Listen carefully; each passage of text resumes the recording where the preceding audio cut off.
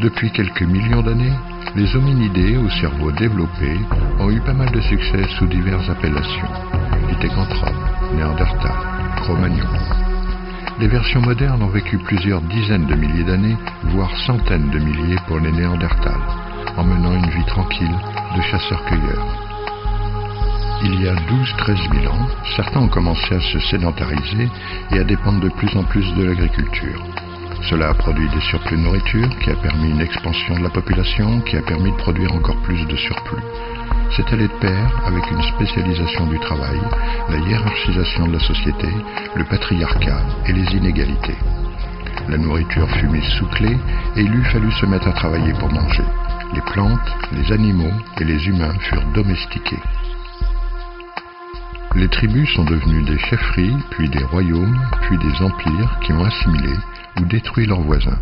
Cette nouvelle façon de vivre n'était pas aussi pérenne ni aussi satisfaisante que la précédente. L'histoire est parsemée de vestiges d'empires. Beaucoup de peuples ont disparu sans laisser de traces. Les raisons sont diverses: guerre avec un voisin, destruction de l'environnement, abandon des cités.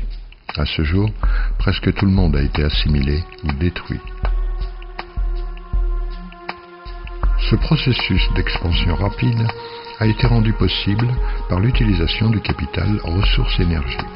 Fertilité dans le sol, biodiversité, métaux, bois, charbon, pétrole, uranium.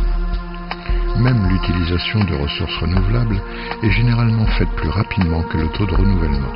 C'est ainsi que les forêts précèdent les civilisations et les déserts les suivent.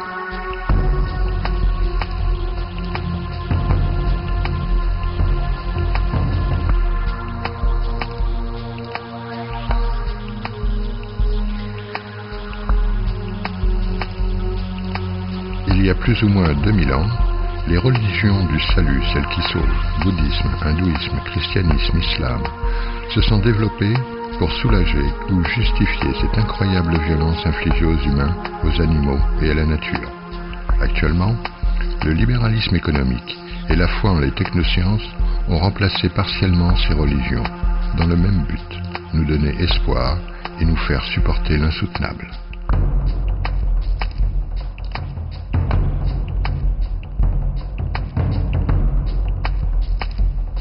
Depuis quelques décennies, les humains ont chaque année consommé, brûlé et pollué plus que ce que la planète est capable de fournir ou d'assimiler. Nous en sommes au stade de la détérioration irréversible. Il n'y a qu'un mot pour résumer cette convergence de crises multisectorielles: surchauffe.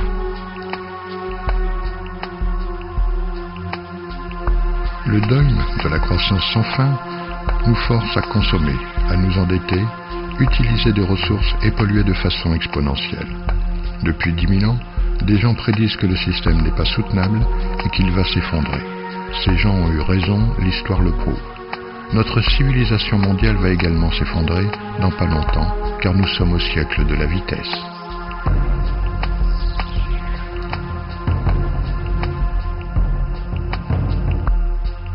Les gens qui font que ce système perdure depuis plusieurs millénaires sont les dirigeants, l'élite, la noblesse, les rois, les hyper-riches, une minorité.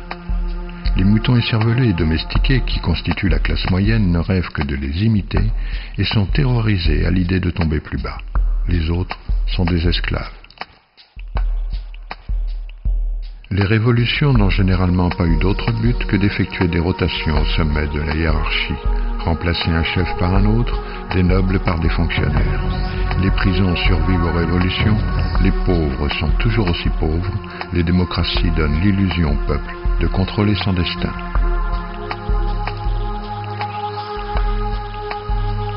Pendant ce temps, tout est fait pour que la masse servile ne relève pas la tête. On la noie dans une masse d'informations futiles, on veille à ce qu'elle dispose des derniers gadgets et que les divertissements ne perdent pas d'intérêt. Les antidépresseurs viennent au secours de ceux qui ne les supportent plus. Le suicide paraît être la seule porte de sortie.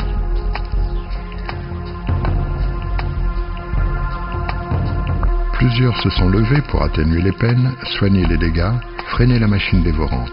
Ils ont proposé de nouvelles lois, ont manifesté, ont sacrifié leur vie, ont imposé de nouvelles politiques, mais cela est vain. Le système en ressort à chaque fois intact, quand il n'est pas encore renforcé. La justice crée l'injustice.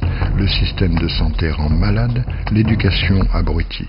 Triste résultat malgré toutes les améliorations qu'on y amène sans cesse.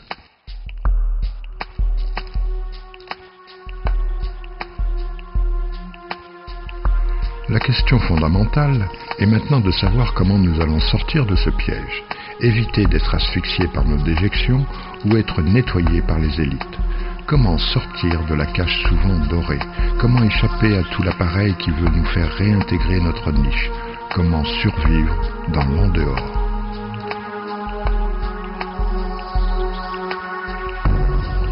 Il n'est pas possible de retourner dans les cavernes, ni de remonter sur les arbres. Les cavernes contiennent maintenant des déchets toxiques et les arbres ne sont plus assez nombreux. Ce qui reste de nature est bien incapable de nourrir 7 milliards de chasseurs-cueilleurs. Et puis, si nous sommes si intelligents, nous devrions pouvoir inventer un futur primitif différent. On ne sait pas quel mode de vie nous est favorable, nous l'avons oublié. Mais ce qui est sûr, c'est qu'il faut que la civilisation cesse, du moins telle que nous la concevons. On ne peut pas la faire tomber du jour au lendemain, mais c'est un géant aux pieds d'argile. Elle est condamnée. On peut l'aider à tomber, mais on peut aussi s'en éloigner, la vider de son sang, notre sang. Il ne s'agit pas de faire une révolution pour mettre une nouvelle équipe à la place de l'ancienne. Il s'agit de faire une révolution culturelle individuelle. Briser le tabou ultime, il n'y a rien de mieux que la civilisation. Cette révolution est déjà en marche. Tout le monde peut la faire en disant non, en résistant, en n'achetant pas, en connaissant son voisin, en privilégiant le local, en faisant la paix avec la nature, en découvrant la vraie valeur des choses. Il y a 1000 manières. Utopie. Je rêve d'un monde où les humains revivraient en tribus hétérogènes, égalitaires, et où le travail ne consisterait qu'à assurer la subsistance et la survie de tous ses membres. Un monde où les moyens de subsistance seraient fournis gratuitement par la nature.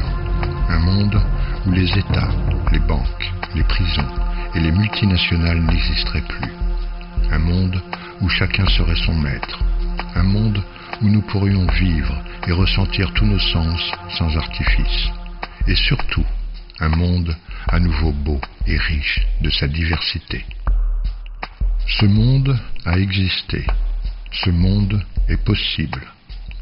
Ce qu'il nous faut maintenant, c'est une nouvelle vision, le genre de vision qui a porté la révolution agricole, l'essor des grandes religions ou la révolution industrielle.